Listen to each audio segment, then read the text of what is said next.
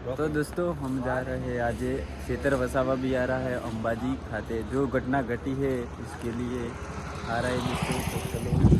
इधर है हमारा महेश और इधर है ललित ब्लॉग शूट कर रहा है अभी। तो चलो मार दी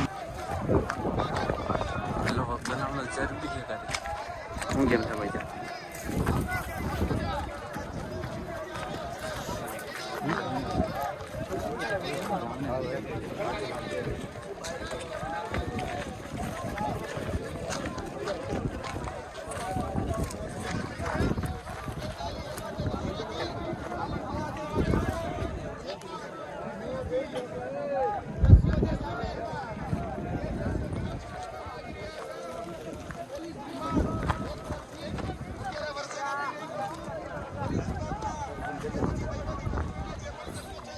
આંદોલન કરવું પડે, મારી બે દીકરીઓ માટે આંદોલન કરવું પડે ત્યારે અમે આ સરકારોને કહેવા માંગીએ છીએ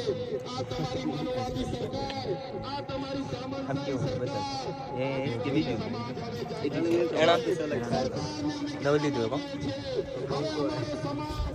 અમે આગળ રહીશું। અમે પહેલી લાઠી અમે ખાવા તૈયાર છે, પોલીસની પહેલી ગોળી અમે ખાવા તૈયાર છે, પણ તમારો બધાનો સહકાર અમને જોઈશે તો જ અમે આગળ વધીશું।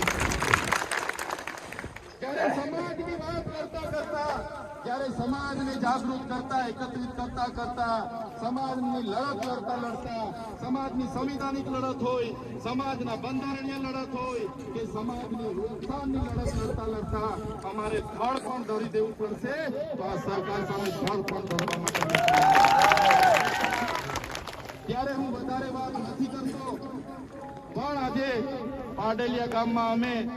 આ પરિવારોને મળવા માટે આવ્યા હતા। બધા લોકો જે પણ ઇજાગ્રસ્ત થયા છે એમની સાથે અમારી સંવેદનાઓ છે, અમે બધા તમારી સાથે છે। આવનારા દિવસોમાં જે પણ લીગલ પ્રોસેસ માટે આગળ જવું પડશે તો આપણે લડીશું, માનવ અધિકારમાં જવું પડશે